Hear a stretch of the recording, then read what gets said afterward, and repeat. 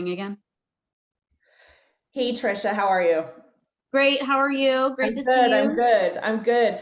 Okay, so we're going to talk a little bit about the three challenge questions that we have for this hackathon. So the first challenge question is about social media platforms. And we know that wildlife products can be illegally bought, sold, advertised, and marketed on social media platforms. And social media offers us images, text, combinations of images and text.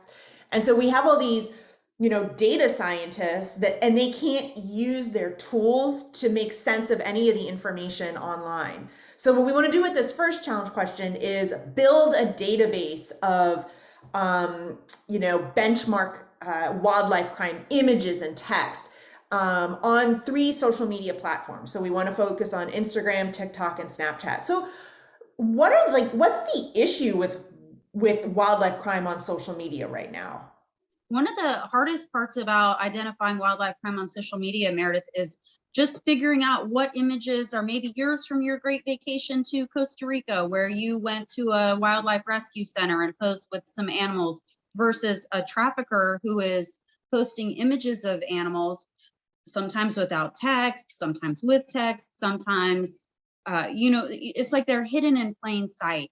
And it's very difficult for an analyst to tell what is an image that is sort of indicative of suspicious activity versus an image that might just be totally benign, vacation picture. And where, are there clues in these posts that can help both live analysts like ourselves, report suspicious activity, but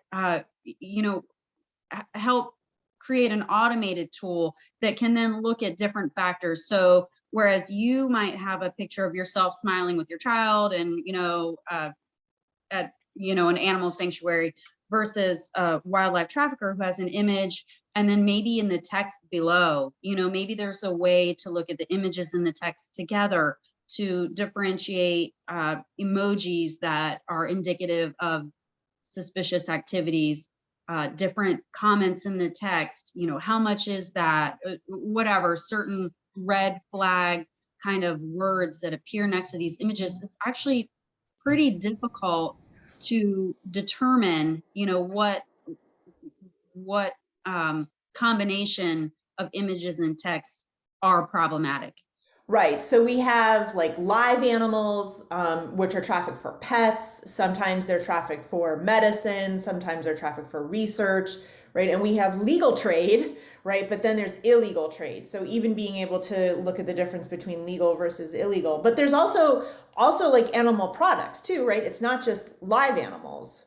Absolutely. There are so many animal products marketed on social media platforms, and often they are very clearly marketed. So some of it too is understanding exactly what you're saying. Is something legal versus is it illegal? That's not always obvious. And as wildlife transactions occur across jurisdictions, their legality may change. Right. So identifying, number one, is it legal in the place it's being marketed? Is it legal where it's being consumed? Is it legal in the transnational space? Those are really thorny questions, and they're difficult to answer for sure. So one thing I'm really excited about with this challenge question is that we could use, like, there's so much information, so many pictures, so much text, so many emojis. So if we could use data science to sort of organize this information and identify trends, it might make it easier for analysts or law enforcement authorities or conservation organizations to identify problem locations, problem site locations, etc. So I think that if we can create a database here, that will help train models, right? And then make things easier or more efficient. Yeah, absolutely. And I think it could also really be helpful in identifying networks, because we're thinking of posts, and I think we often talk about posts as individual Yeah. things, individual activity, or even a suite of posts under one profile. But in reality, a lot of times traffickers will have tons of profiles, and as soon as one page is shut down, they open another page. Like if we could get even deeper into understanding their activity, understanding the IP addresses, how they're linked, maybe seeing where the traffickers will use the same image across multiple profiles and pages to advertise wildlife.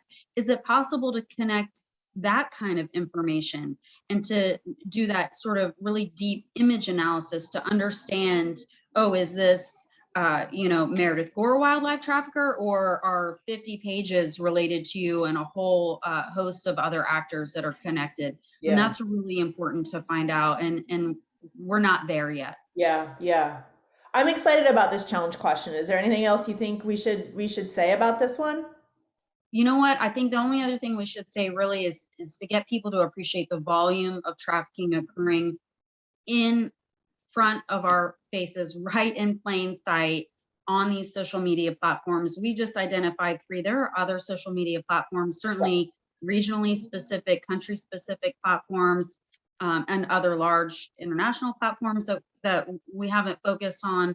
I mean, so many animals are being traded through these platforms. It's almost incomprehensible. So I think we should just be really careful to not think this is a onesie twosie kind of thing, and that it's not getting worse. It's absolutely getting worse. Yeah, yeah.